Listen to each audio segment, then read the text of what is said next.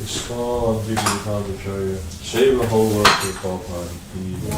Jai to the Polish Prabhupada, Mohammed Khalid, Jackarya, Ashoka, Sukhishima, Bhakti, Siddhanta Saraswati, Tapovara, Namaste Prabhupada, Nama Charja Shahara Staturi, Nṛsiṁha Shri Krishna Chaitanya Prabhu, Shri Advaita Gadadhara Shri Hari Gaura Bhaktivedanta Ki, Shri Radha Krishna Gopal Radha Kunti Govardhan, Raj Bhumeshwari Vrindavan Ki, Navadhan Ki, Jaganpuri Dham Ki, Yangamai Ki, Bhakti Devi Ki, Purvasi Maharani Ki, Samaveta Bhaktivinoda Ki, Jai Jai Gopremanandi, all glories to some glory, all glories to some glory, all glories to some glory, all glories to Shri Guru and Shri Gauranga, all glories to Prabhupada, Shri Radhalandeshwari Ki, Jai.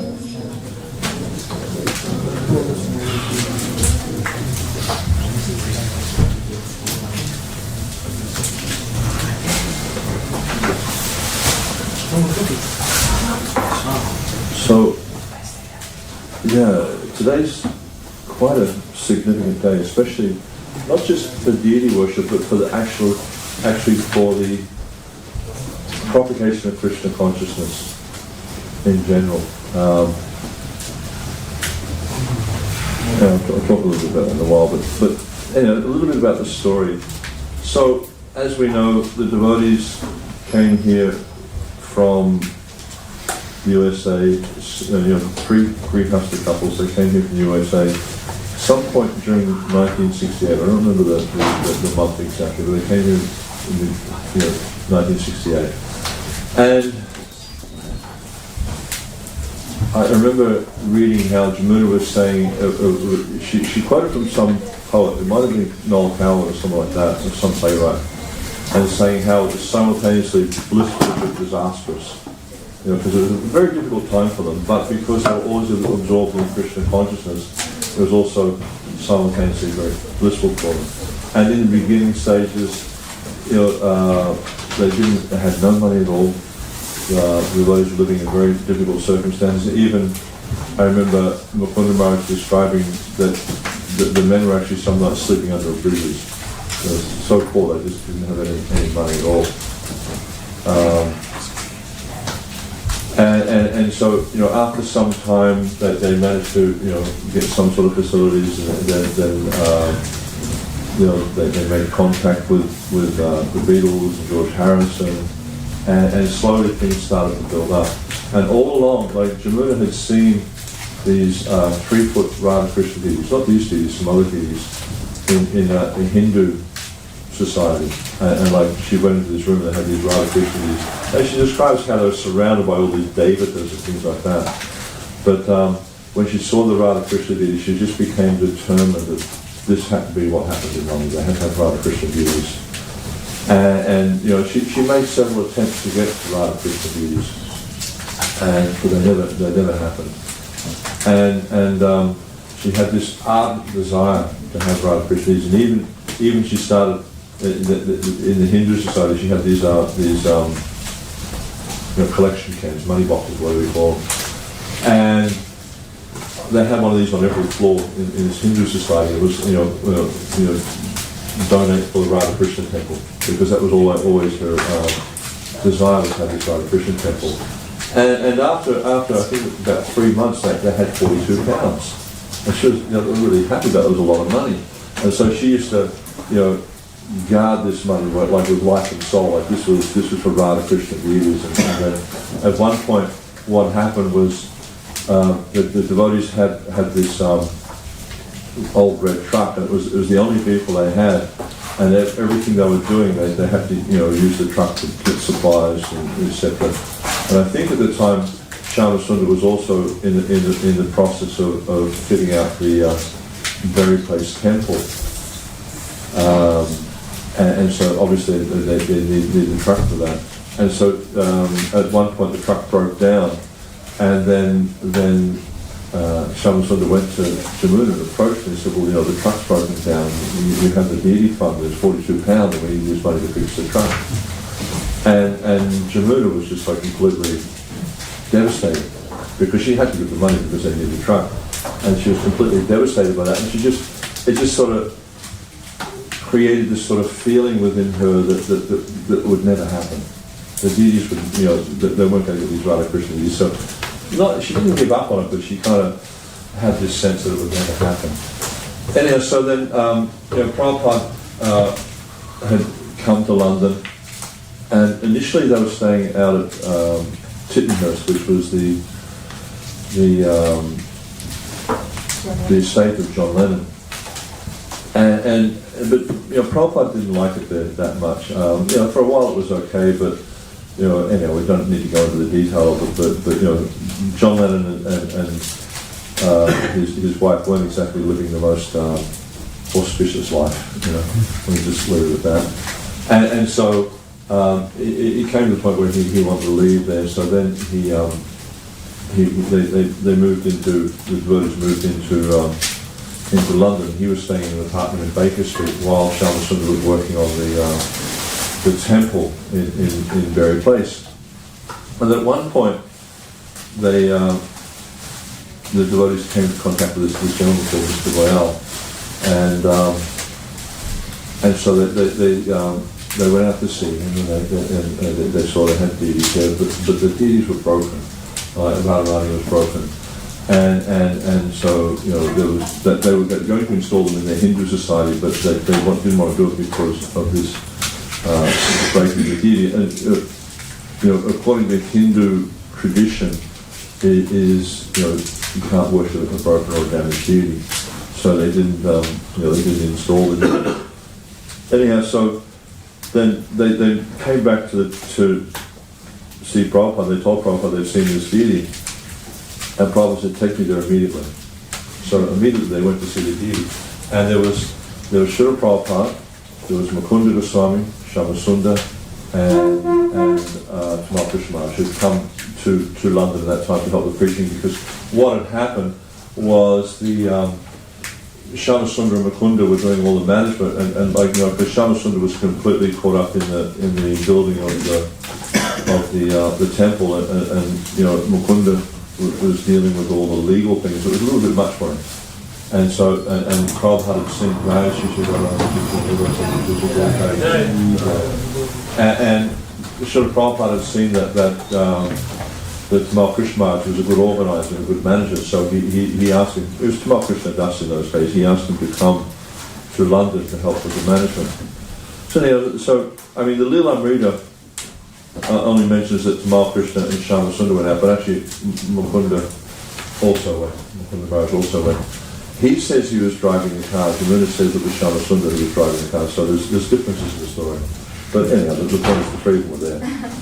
And you know, it's just the nature of memories. You know, it's like you talk to someone who was with you 20 years ago, and you talk about a particular thing you did. One person remembers it one way, the other person remembers it the other way, and the third person remembers something different. So it's, you know, it's just the nature of the frailty of human memory, etc. Anyway, so what happened was, and this is, Prabhupada was so expert. He was so expert. When he got there, this Mr. Goyal wanted him to show the deities. Actually, no, Tamal Krishna wanted to show him the deities. Prabhupada said, no, we can look later. And then Mr. Goyal, you know, they started talking to Mr. Goyal. Mr. Goyal saying, oh, sorry, I want to show you the deities later, you know. So Prabhupada was just talking with him and just asking about his family and all these types of things. And then after some time, you know, after kind of, you know, breaking the ice and getting to know him, and you know, and they were laughing because they were speaking in Hindi, so they were laughing a lot and things like that. And then finally he wanted to show Prabhupada the deities, so a couple of deities, and Prabhupada said to Tamal Krishna, he says, how heavy is Krishna? So he picked up Krishna, and he said to Mukunda, how heavy is Radharani? He picked up Radharani, not too heavy.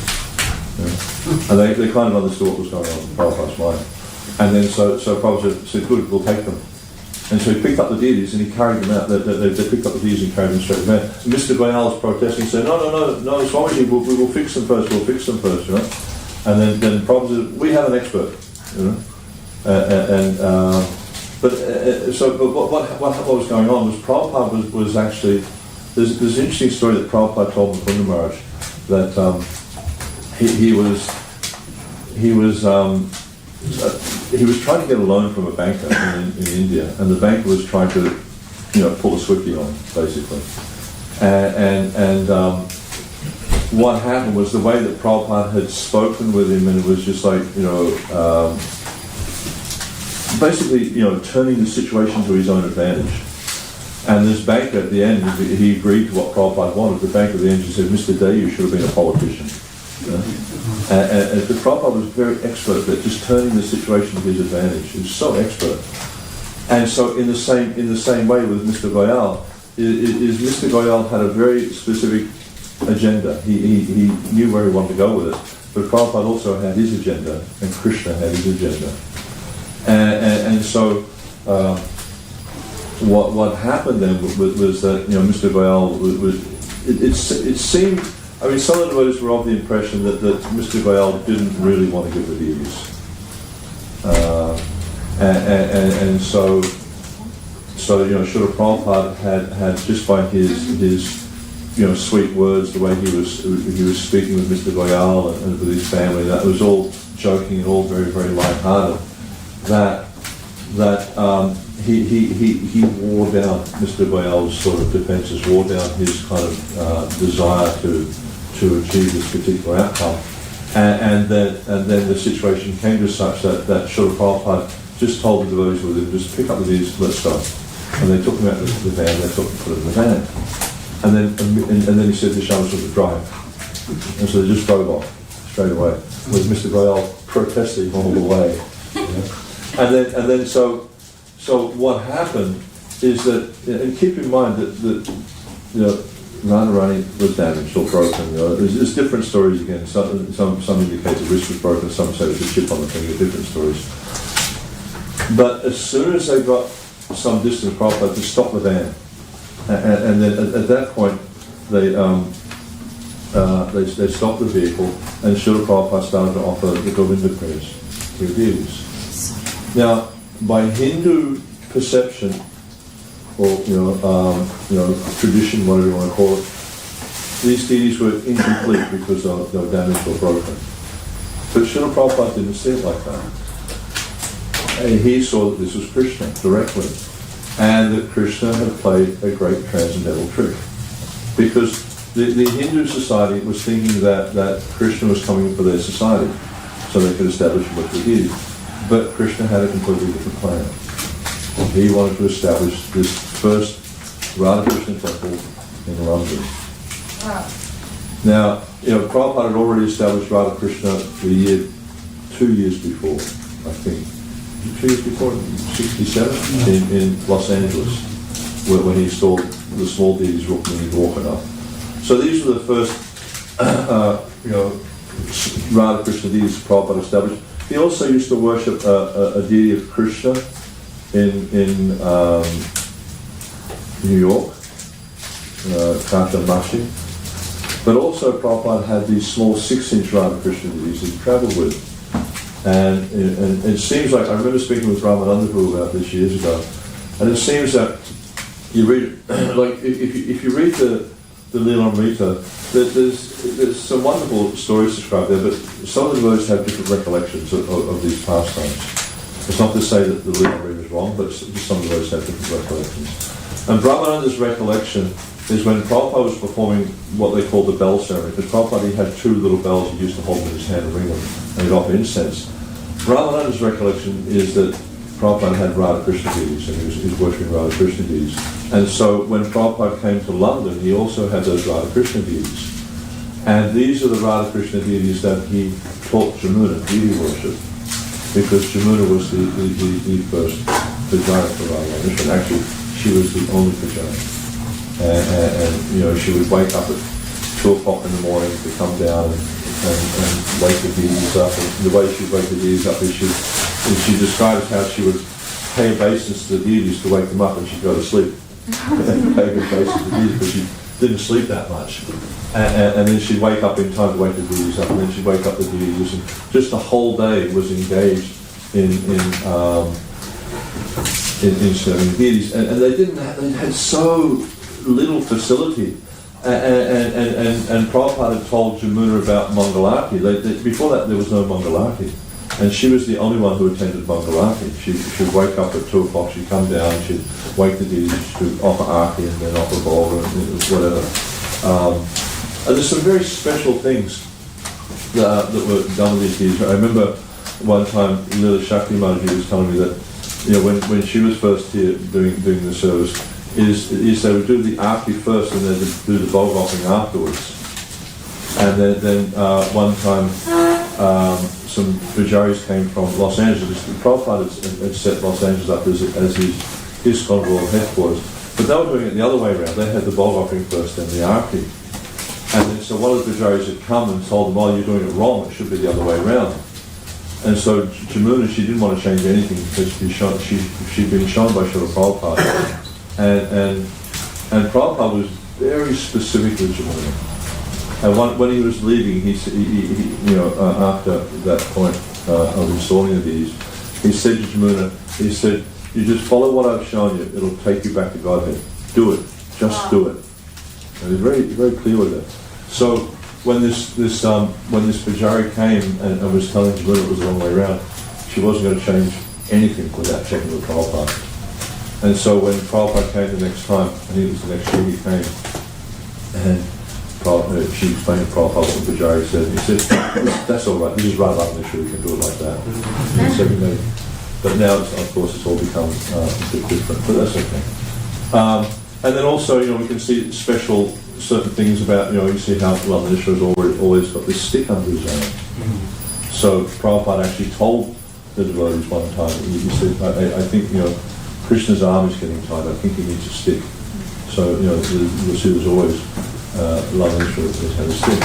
But then, in those days, they didn't have very much money. And even like we see that, Prabhupada, when they got the deities back here, and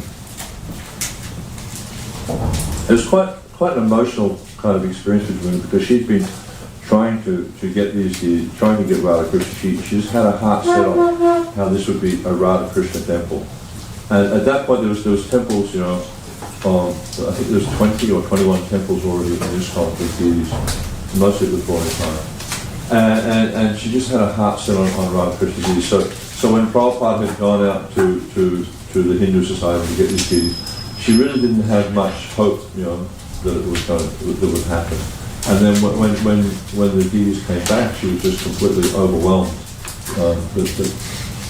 that Radha Krishna had come. And then Srila Prabhupada explained to her that Krishna has made this arrangement, because of your strong, pure desire. He said, previously your desire wasn't strong enough. Now because your desire is strong, Krishna has come. And then he explained to Jamuna that when we have a strong desire in service, if we cultivate these strong desires in service, sincere desire in service, then Krishna will fulfill that desire. And so she had this strong desire to establish Radha Krishna, and she endeavored in many ways, but it didn't come. But when Srila Prabhupada came, it was manifested. But as I was saying, that they didn't have much money, and Prabhupada had told her to make an outfit, and he said to her that Krishna's favorite color was gold and saffron. So go get some cloth. So I can see. So she went and looked out, for different types of cloth for Krishna's clothes, and then she got several different cloths, and then Prabhupada took out two and told her to make the clothes out of that. And so most of her time was spent making the first set of clothes for the deities. And then the deities wore those clothes, she mentions, to the spring of 1970. So Oḍana-ṣaṣṭhī is like officially the beginning of winter. This is like, you can read in the Lila how, not showing what the Lila the Chaitanya Chaitanya, how in Oḍana-ṣaṣṭhī they put this starched cloth on Jagannath, which is signifying winter. These are the winter clothes for deities. So it means like, spring here is what is autumn in Australia, so it's March. March is your spring? Yeah. Kind of. It's supposed to be. If you call it that. So it was mid-spring by the time they changed. So it means like December, because it was December that needed to install. So December, January, February, March. So 4 months to have my outfit. And then she made this blue outfit with gold and trim. And then every so often they'd make a new outfit. And then what was happening in those days was that the deity dressing happened later on. I think it was at 7 o'clock, and it would go till 10 o'clock. And then there was dāsa. And apparently this is the way Lila Shakti described it to me, was that at one point Prabhupada was visiting and asked them how many outfits they have. And Jamuna said, we have 7 outfits. And Prabhupada said, good, now you dress them every day. And you should do it after Mangalarti, and dāsa will be at 7 o'clock. And Jamuna was just like, how can I do that? She just couldn't believe that this could happen. And so, but they did.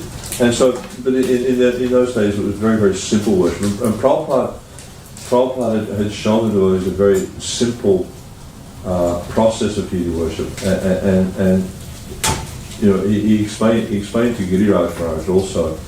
He said that that he's kept the process of deity worship very simple, because deity worship is not the process to this age. The process to this age is the chanting of Hare Krishna. But if we get too caught up in the deity worship, we may forget that it's not the process, and that chanting Hare Krishna is the process. So Srila Prabhupada always emphasized simple deity worship. And we even see, if you look at, for instance, Radha and Man, their process of deity worship is also quite simple. And I remember Janani was describing one time, he said that sometimes that people will criticize the worship of Radha and Man because let's say it's too simple.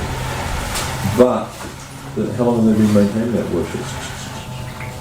More than 450 years, almost 500 years they've maintained that worship. So this is the key to deity worship, not that we need to have big elaborate rituals and whatever, and fancy procedures and that. No, the thing is, especially in this age, because this is the Yoga Dharma is the Sankirtan, the chanting of the Hare Krishna Maha Mantra. This is the Yoga Dharma. So we need to give this the emphasis. But the deity worship is also very important. Jiva Goswami explains that the deity worship is necessary because in this age, people's minds are very, very contaminated, and they're very, very affected by the motion of nature. And again, if we look at when Jiva Goswami was saying this, he was saying this 500 years ago. He was saying that people who come to us for initiation, their minds are contaminated by the motion of pure nature. Therefore, deity worship is essential. So, if you look when like I said, Jiva Goswami, he was saying this about 500 years ago, it's a very different world from what we're experiencing now. No one had a mobile phone. There was no Facebook or Instagram or any of these things. There was no social media of any kind. There was no cars and buses and trucks and there was no Oxford Street. You just go out there all these shiny windows and lights and whatever, just to attract the mind and senses of a living entity. There was none of that. It was a very simple lifestyle. Yet Jiva Goswami is saying that deity worship was essential because people's minds were disturbed by the modes of nature. How much more important is that now? It's vital, The process of deity worship is vital for our purification. And we see that the process of deity worship is a very, very powerful and effective means of purification. Because what happens is when I explain this a lot when we do these seminars on deity worship, is there are 4 different processes for the different ages. You have Satya Yuga, or sometimes called Krita Yuga, Treta Yuga, Dwapara Yuga, Kali Yuga. And each age has its process. And in the first age it's meditation, in the second age it's yoga, in the third age it's deity worship, and in this age it's Sankirtan. And people, simply by taking shelter of the chanting of Hare Krishna, they'll achieve the same result they achieved in other ages. But the problem comes is that because people's minds and hearts are deeply contaminated by the modes of nature, they struggle to focus on the chanting the holy name. So by engaging in the practice of deity worship, then it helps us to rapidly purify our hearts. Because we and also one of the things you see with these other processes is just like with the meditation is you can see like some of these munis and rishis, they would sit down and meditate for not just an hour or two or a few minutes. They would sit down and meditate for 30,000 years or 60,000 years. I mean, and that's how long they had to do it to achieve success. But could you imagine doing that now? We don't even live that long. But, in the first age, people live for 100,000 years. Next age, 10,000 years. Next age, 1,000 years. And this age, usually 100 years. That's considered to be a ripe old age. But even these days, 60 years old is considered very, very, very old. Sri Bhaktivinoda, we're actually very, very old people. We're past 60, Thank you. Yeah. By the modern perception, So it's like we just don't have the possibility or the potential to sit down and meditate. It's not practical in this age, and where in the world are you going to find a place where you can sit down without disturbance?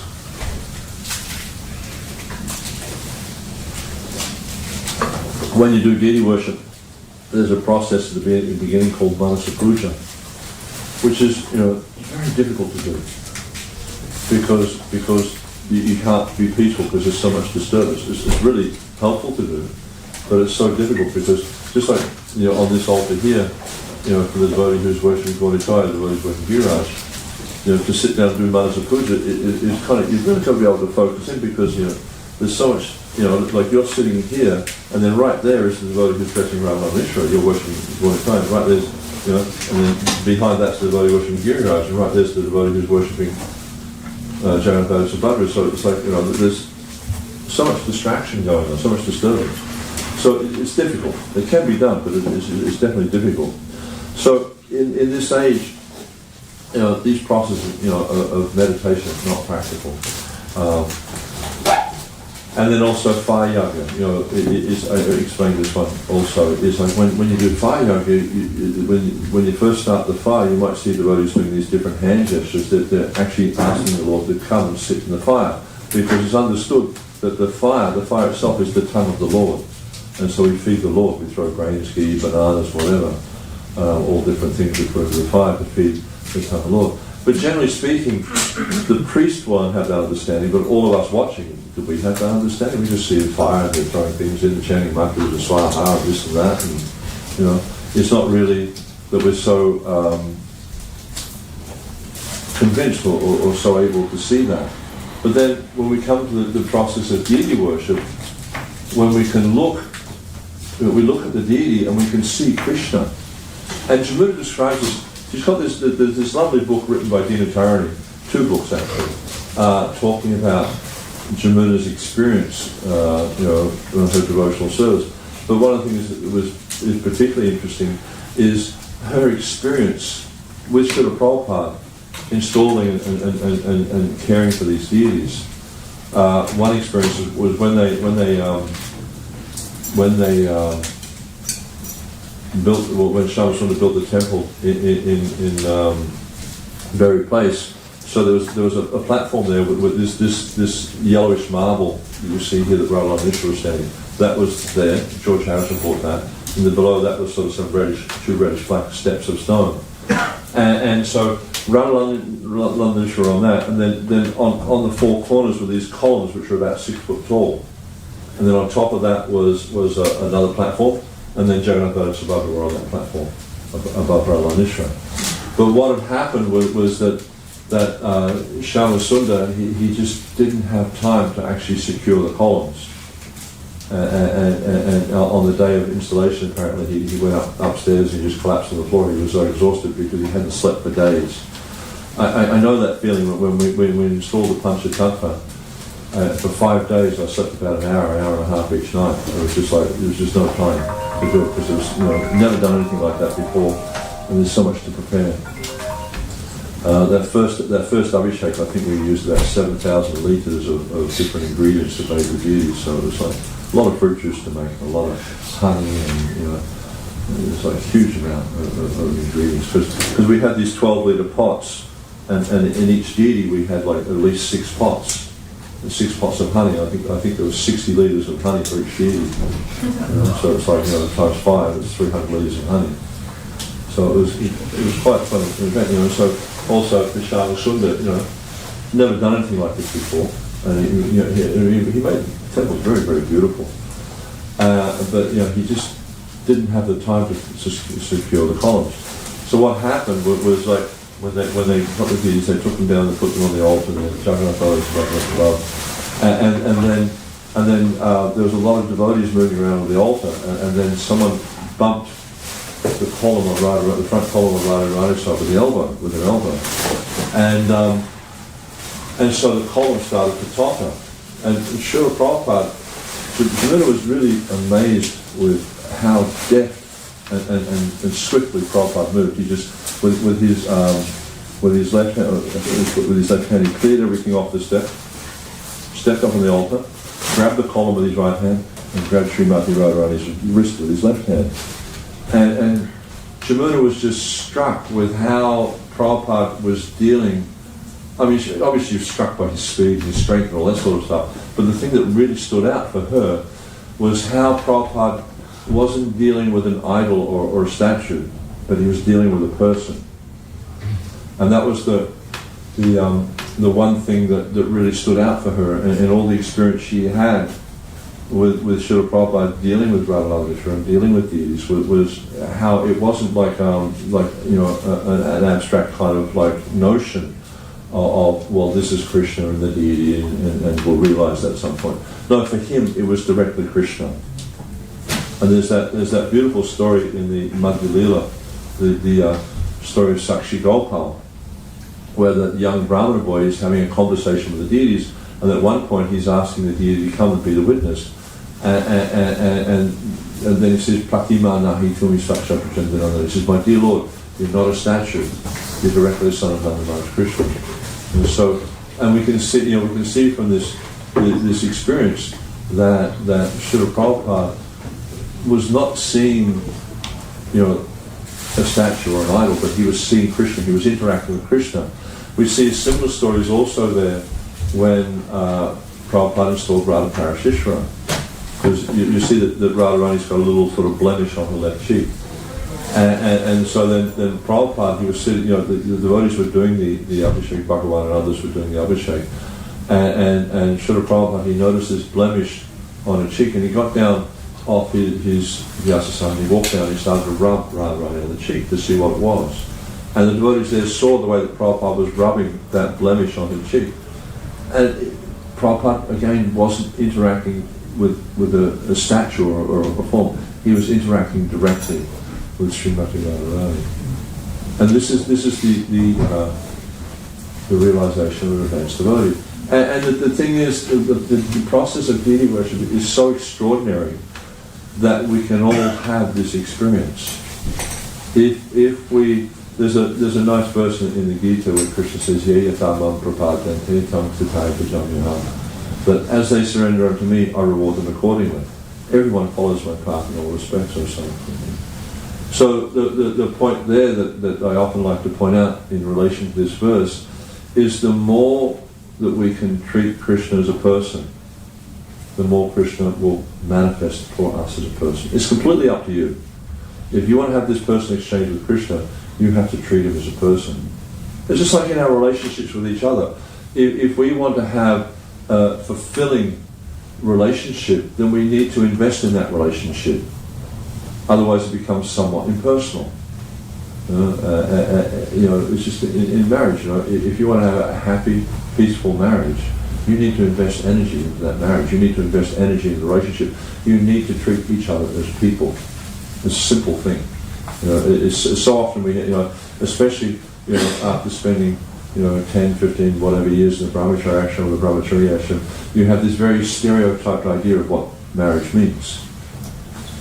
But when you're actually doing it with a person, it's okay, you do it with the books, you read, you hear the classes, Bhagavatam classes, you get the sannyasis preaching, renunciation, all this type of stuff. But then when you're actually doing a relationship with a person, it's very different. And because, that person, you've got to react with it, interact with the person, you get reactions to what you're doing. So, in the same way with our relationship with Krishna, if we want to realize Krishna as a person, then we need to treat him as a person. It's just like so many stories I can tell. One story, Janayaswari tells this story about the cooling cup. So there's in West Bengal, it's quite common that when they serve hot milk, is they'll give a little bowl, and the cup sits in the bowl, and the bowl is for cooling the milk, because Prabhupada showed the devotees if you get the milk and you pour it backwards and forwards like that, it actually makes the milk very flavoursome, very flavoursome. It brings the flavour out. And so but also you use it for cooling the milk down to get it to the right temperature.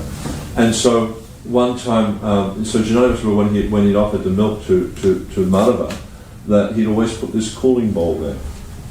One time he forgot, because he was rushed and if something was late or something like that, because he used to put the deeds to bed every night. And he forgot to bring the cooling bowl, and he was thinking, should I go and get it? But he didn't go and get it for whatever reason.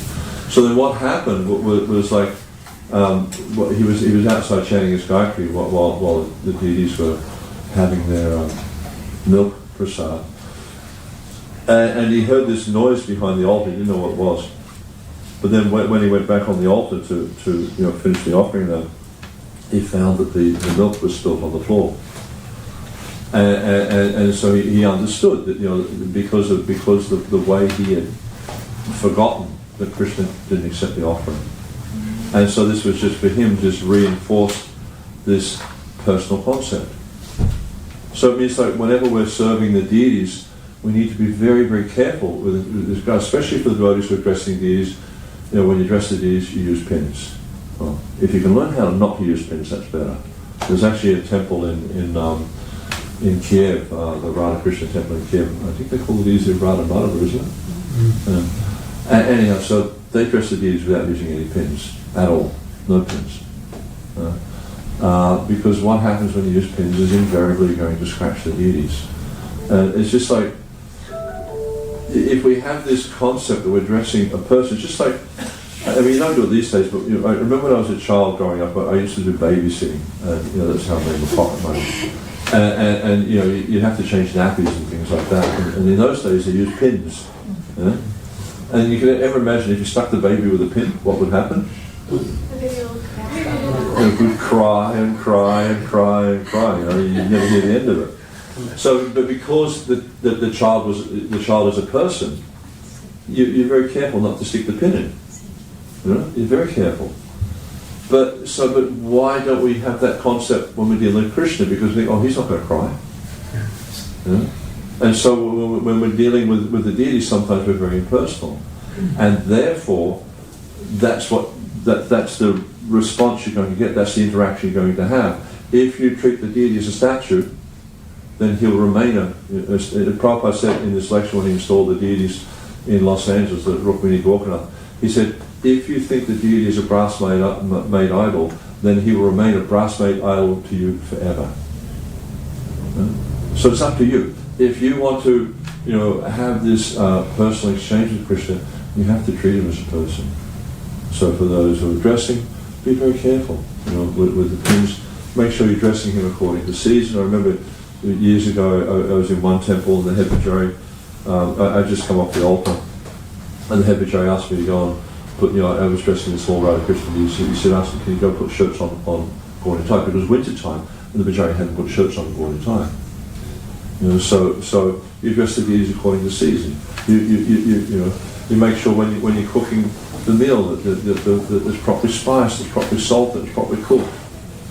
Just like no one likes eating food that's really salty, is it? It's just like it's so unpalatable. Or food that's burnt. Another story I can tell you about burnt food. Malathi told this story years ago. When they had the Jagannath deities in Los Angeles, these were, probably the first deities in ISKCON. I guess. When they had the Jagannath deities in Los Angeles, the worship was really simple. Even like we just finished on this weekend, just gone. We had our first international Pujari symposium, and we had about 400 devotees attending all up. And so the idea is we're just trying to give. It was open to anyone. Anyone could come and participate. But the idea was just to try to inspire devotees in their service and help them to understand how to serve the deity better. Yeah, we had Malati. She was telling some stories about some of her early experiences with deity worship with Srila Prabhupada. But one of the stories she told me about was when they first were worshiping. And this is one of the points she made, how simple everything was. Prabhupada gave a very simple standards of worship. But when they used to offer the Volga to Jagannath Baladev Subhadra in San Francisco, the installation was such a simple thing. Like Prabhupada said, they had no idea what a ghee lamp was. So Prabhupada had to get multi, or it was a large tray with lots of candles on it, and everyone in the temple just offered that. They all took turns. Prabhupada started, then everyone in the temple offered this lamp to Prabhupada, and then Prabhupada showed them how to honour the prasad. And so what they used to do when they're offering Bhoga is they'd cook the meal, and they bring it and they put it on the altar and they close the curtains. And Jagannath was up quite high. They actually had to use a ladder to get up and clean and dress him. And everyone they'd close the curtain, and everyone would bow down in the temple and pray for Jagannath to accept. So one time what happened was the cook burnt the rice. And so there was this debate going on about whether they should offer this burnt rice to Jagannath. And some devotees were saying, well, you can't offer burnt things to Krishna, he's God, you have to offer the best of everything. And others were saying, but he has to eat. And so that he has to eat, argument won out. So they offered the burnt rice to Jagannath. And then they're all bowing down in the temple room praying for Jagannath to accept. And while they were bowing down, they heard this crash from behind the curtains, and they opened the curtain up, and the plate was just strewn across the floor. So they got the idea that Jagannath doesn't like burnt rice. So, I'm sure many of you know stories of devotees who've had these personal interactions with Krishna, and the point being is if you treat him as a person, you will realize him as a person. But if you treat him as a statue, that's your realization. That's what will be present for you. So, and this was the point that Jamuna was seeing, was she saw, firsthand how Prabhupada was interacting with Radhananda Mishra as directly as Radha and Krishna, and everyone who saw sort of Prabhupada, serving deities saw this, and that they got this sense of this deep personal exchange. How Prabhupada was directly seeing the Lord present. And as I'm saying, we can also have that same experience. All we have to do is just treat Krishna as a person. And of course, purify our hearts. That's a very important part of it also. And just the significance of this temple, or these deities, temples, buildings, but the deities is very, very significant. Because these are the first marble Radha Krishna deities in ISKCON. And this wasn't just Prabhupada's desire, it was the desire of our acharyas, Bhaktivinoda Thakur and Srila Bhaktisiddhanta Saraswati Thakur, that a temple be established in London, which had particular significance, because the British conquered India. In England, Prabhupada, when Prabhupada first came here, he stayed out at Tittenhurst, and he didn't come into London. One day he asked Shyamasundar to take him on a tour of London, and he was quite surprised, because all these things that he thought were gigantic and huge were just so small.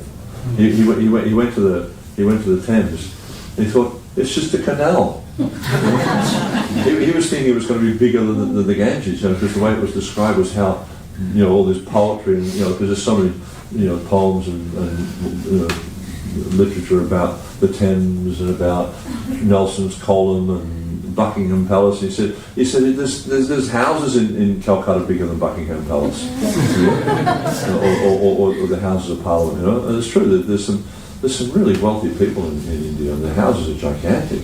You know, I went to Krishna Chandra's house in Mumbai one time. And it's like a 5-6 story building. It's like a big, huge office building. It's gigantic. That's his house. You know, the deity worship he's got there is just extraordinary. And the house is so opulent. You know, it's just his house. And you know, and he's not even the wealthiest of people. He's like a moderately wealthy person.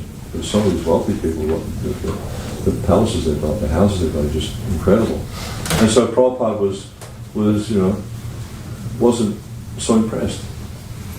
But you know, like you know, our previous acharyas, as I mentioned, Srila Bhaktisiddhanta Saraswati, followed Srila Bhaktivinoda Thakur, they wanted that there was a temple established in London. And Bhaktisiddhanta Saraswati Thakur, he tried. He sent his disciples here to London, but they had very little success. I think he sent twice, from memory. I think he sent disciples to London, but they didn't really have much success. You know, they managed to make one disciple and I think speak in various places, but not much success. But this was Prabhupada's sannyasi disciples that tried to do this. And when Srila Prabhupada, he sent his grihasta disciples. And it's kind of interesting because, you know, Prabhupada's godbrothers didn't really have a good impression or think so well of Prabhupada's grihasta disciples that they were more interested in sannyasis and things like that. And so Prabhupada was very proud and very happy that his grihasta disciples had come here and that they'd been able to do something. And as I was saying before, they did this, you know, after great personal difficulty. And you can see how with those early disciples, they were just completely focused on just trying to please Prabhupada. And it's interesting, I mean, because Prabhupada had this plan for a long time. You know, his Guru Maharaj wanted it, and also, you know, his Guru's father had wanted it. And so Srila Prabhupada was determined to fulfill the desire of his spiritual master. And so he wanted to send his disciples here. And what happened was, at one point he had to leave the USA because of visa issues, and he went to Montreal. And while he was in Montreal, he had asked, who was it? It was Shyamasundar and Malaki, Gurudas and Jamuna and Mukunda and Janaki to come to Montreal. And he trained them on how to come here to London and to spread Krishna consciousness. He trained them in kirtan style, he trained them in preaching, trained them in everything. And at one point he told them a story. And Mukunda Maharaj told me that it was a Max Linder story, but what we hear is it was a Charlie Chaplin story, but anyhow, it was Mukunda Maharaj's memory of it. But anyhow, what had happened was the story that Prabhupada told was that there was a young man with his bow at a dance, and they went outside to have some private time. I don't forget what their idea was, but they have some private time. But there's some young boys there, like youths, not even teenagers there, and they decided they wanted to play a trick. So I remember seeing this when I was a kid. It was a Charlie Chaplin thing, but apparently Max Linder was Charlie Chaplin's guru. He's the one he learned the whole art from. And so, but you saw in the silent movie, it was black and white thing. The boys had this thing that had iron glue written on the pot, and so they got this iron glue and they painted it on the seat, and they also got some tacks, and because they had those coattails, and they tacked the coattails to the seat. And so, because the young man and young woman, they're so enamored with each other, he didn't even hear the tack, because he's just seeing butterflies and all the stars and all that sort of stuff. But so they stood up to go back into the dance, and because his coattails and his pants were glued down, he ripped the base of his, the backside out of his pants for his coattails. And then he goes back into into the dance, and he's dancing away, and everyone's like looking, at him. It's like, because he didn't realise he had no backside in his pants. Everyone's looking at him, and he didn't know what they're looking at. So he goes into the men's room, and he has a look in the mirror, and you can see that his coattails ripped, and his pants are missing the seat. So he took his coattails off, and he ripped it all the way to the neck. And then he goes back in, and they start dancing with like gay abandon, and he's kicking up his feet, and he's carrying on like this, and then everyone's like looking at him. He says, "Oh, don't you know it's the latest fashion?" And so what happens is like everyone then goes into the men's room, and they also tear their coattails all the way to the neck. And what you see is like the closing scene. You know how in the silent moves they do that reverse, that shrinking vignette thing, and you see it as it's shrinking in. You see everyone doing the same thing. So they took this when Prabhupada told them this story. They took this to mean that you go there and you preach with enthusiasm, you present Krishna consciousness with enthusiasm, and it'll become contagious. And that's exactly what happened when they came here and they were preaching. Even though they had zero money, they came here with nothing, and they just preached with such determination and vigor that they actually got to meet the most famous people in the world, the four most famous people in the world. There was a movie that came out just recently, I think it was last year or the year before, called Get Back. I'm not advertising, I'm not trying to sell this movie. But in the first session you can see there's about 3 or 4 seconds. I was watching this with Mukunda Maharaj up to this point, and then after that we just turned it off. But because he just wanted to, and you can see Mukunda Maharaj and Shama Sundar sitting there in the studio. I think it was out at L Street. It was, I can't remember what the name of it. It was some film company, so they were doing their recordings there, and then they came into Savile Row. But you can see that Mukunda Maharaj and Shama Sundar are sitting there during this recording. So just due to the effects of their preaching, they got to meet the most famous people in the world at the time. There was no one more famous than that. So this is the effect of enthusiastic preaching, and this is why this temple is so significant. These deities are so significant because this is the fulfillment of the desire of our acharyas, and the way these deities manifested was completely mystical. Jamuna would call it the Krishna magic. For me, it's just mystical. How Krishna, and this also reinforces in our minds and our hearts how the deity is directly Krishna. He had a plan. He came here. Just like another story I can tell you, to give you an idea of the deities and how they have their plans. Who here has been to New Mayapur? Okay, a few of you. Those deities weren't meant to be there. The deities where I live were meant to be there. Radha Govardhan. They were meant to come there. But what happened was because Sitala had gone to India, and she ordered these deities, they made the deities. Then the devotee who was the temple president at the time, in the temple where I live now, he had come there, and he wanted Radha Krishna deities because Bhavananda was going to come and do the big installation. He had to have deities, and so the whole thing. And so he went there to Jaipur, and he met the Modi one. He saw the deities. The deities were meant to be Govinda Madhava. He saw the deities, and he said, "I want those deities." He said, "Oh no, you can't have them because they're someone else's deities. I'm making them for someone else." And he said, "I'll give you more money. How much do you want?"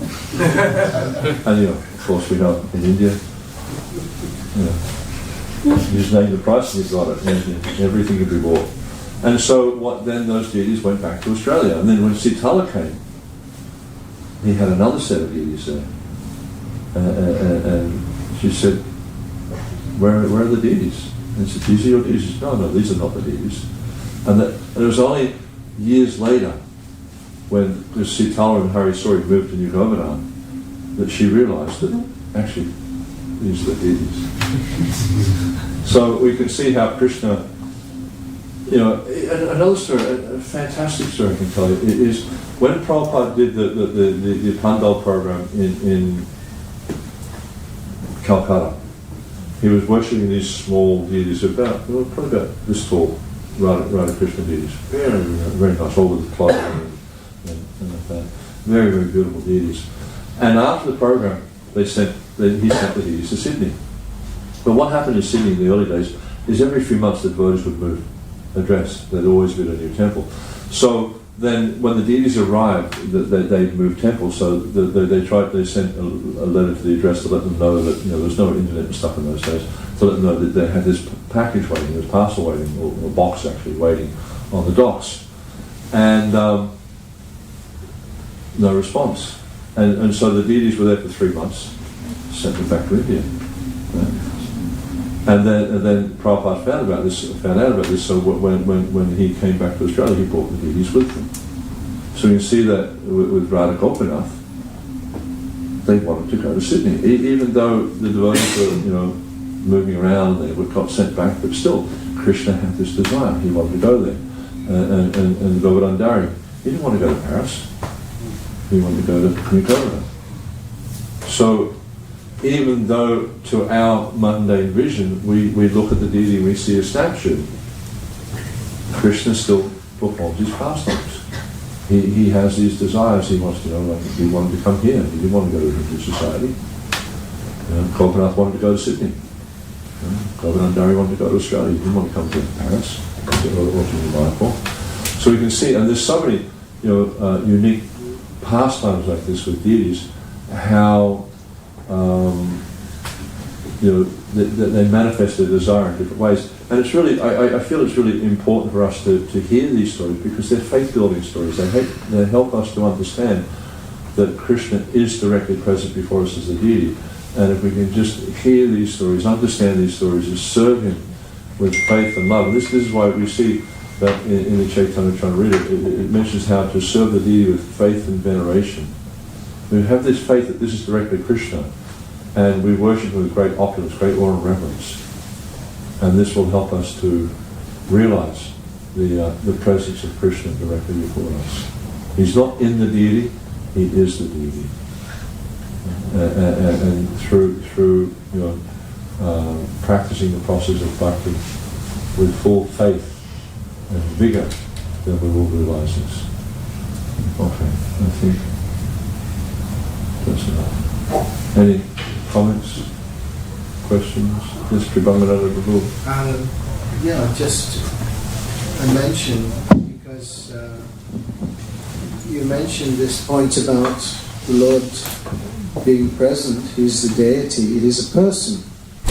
And in the Chaitanya Charitamrita we find, just taking it up a little notch, is that Pundarik Vidyanidhi, he was actually observing the Oḍana-ṣaṣṭhī ceremony, and he saw that Lord Jagannath had been offered these clothes without the starch being removed from the clothes, and he became a little hateful towards the pujaris, and in this way his mind became contaminated. But Pundarik Vidyanidhi was not an ordinary devotee, he was an extremely advanced devotee, and Lord Chaitanya instructed Gadadhar Pandit that you take initiation from Pundarik Vidyanidhi.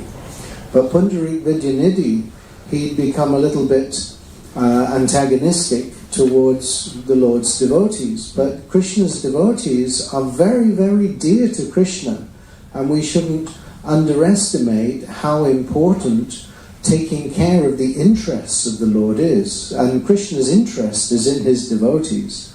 So if we become antagonistic towards the devotees, then this is actually something which is quite displeasing to Krishna. And the result was that when Pundarik Vidyanidhi went home that evening, in his sleep, Lord Jagannath and Lord Balaram came before Pundarik Vidyanidhi, and they were smiling, but they were slapping his face. Actually, they were slapping Pundarik Vidyanidhi's face, and his face became quite bruised. And when he woke up, because actually they told him that you don't criticize my devotees, this is not good. They were smiling, but they were slapping his face. So when he woke up, he was very surprised to find that his face was covered in all these blisters and marks from where he'd been slapped by Lord Jagannath and Lord Balaram. And so much so that when Swarup Damodar came to meet Pundarik the next day, Pundarik wouldn't let him in the house, and Swarup Damodar was very surprised. They said, what's the problem? And then finally he convinced Pundarik Vijayanidhi to open the door and let him in, and he was shocked to see Pundarik's face. It was all bruised and red. And then Pundarik explained to him what had happened. And of course, it was a very ecstatic thing.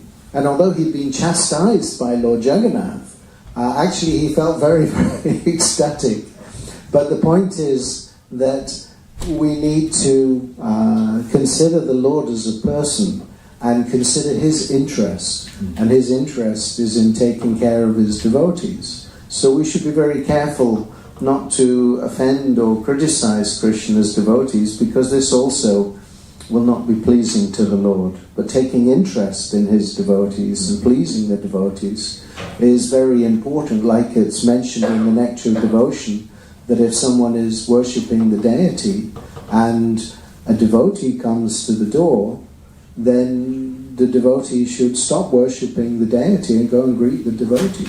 These are mentioned in the Bhakti Rasamrita Sindhu. So please forgive me for mentioning so much, but I just thought it was worth pursuing this point that you had raised about the Lord being a person and we should treat him as a person. Yeah, relationship is such an important part of the process of bhakti, and sometimes we tend to forget that. Because if we can't develop a relationship with each other, how will we develop a relationship with Krishna? You can't have a relationship with Krishna independent of the devotees. Not possible. There's a verse in the Adi Purana where Krishna explains to Arjuna, he says, that person who says he's my devotee, he's not my devotee. That person who says he's a devotee of my devotee, he's my devotee. So relationship has to be there. Millie, you had something to say?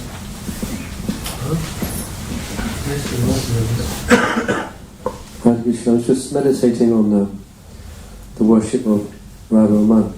You mentioned that they've been worshipped for 400 years, 450 years. I'm just thinking, here we are, we're quite, I don't want to use the word, it's not proud, I guess, we're very enthusiastic because we've been worshipping 53 years. Which from one perspective is quite a small amount of time.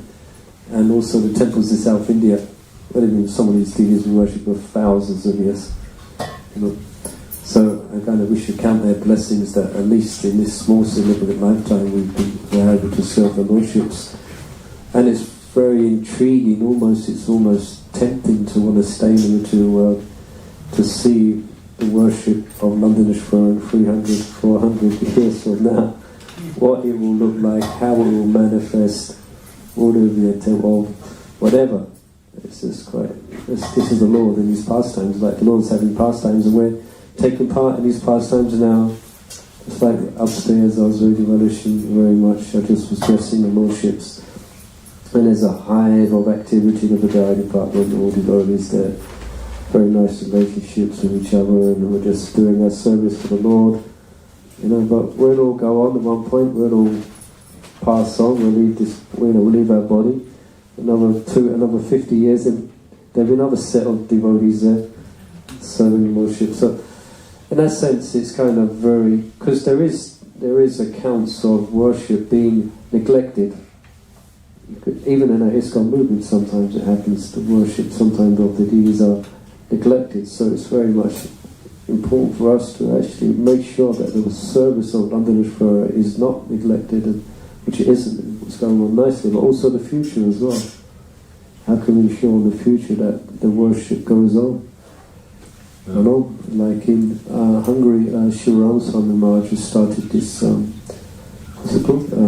Nitya Seva, where he's got people, they give like, I think like £6,000, I think, or something like that, I'm not quite sure, every day of the year. So he's very concerned that the worship of their Radhe Shyam goes ahead into the future. So that's also, perhaps we should think about that as well, into the future. They also do that in Mayapur. Mayapur, just some thoughts.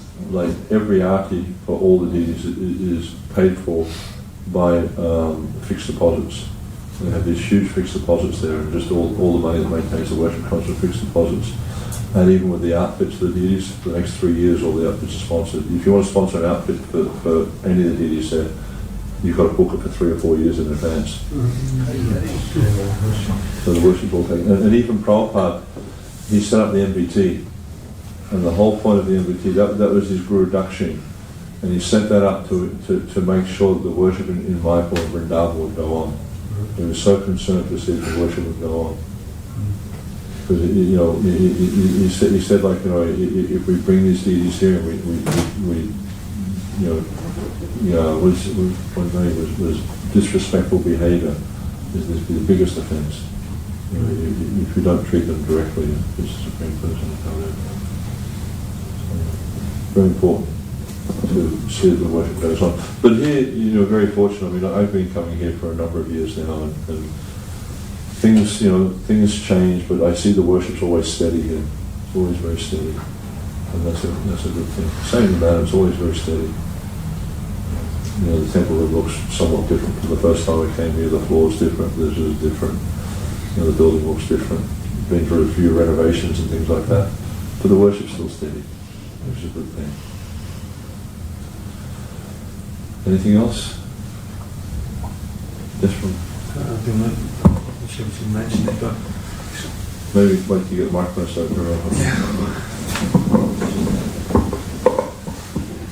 Just something that happened to me years ago. It was in Belfast, and that was when we had the Radha Madhava deities in Belfast, and I'd get the water for the Changma meter, but I did it during the deity greeting. I didn't think anything of it. I just do it, and then it went on for a few days. I was doing it during the deity greeting, getting the water ready and things like this. And then one evening I had a dream, and I was in the temple room, and I looked behind me, and Krishna was there, and he says, "Why are you ignoring me?" And then I realised, he said I was changing the water during the dāsa. I should have been at the dāsa, changed the water before the dāsa. Yeah. So, good point. So, thank you. Hare Krishna. Anything else? Okay. Thank you very much for the Prabhupada.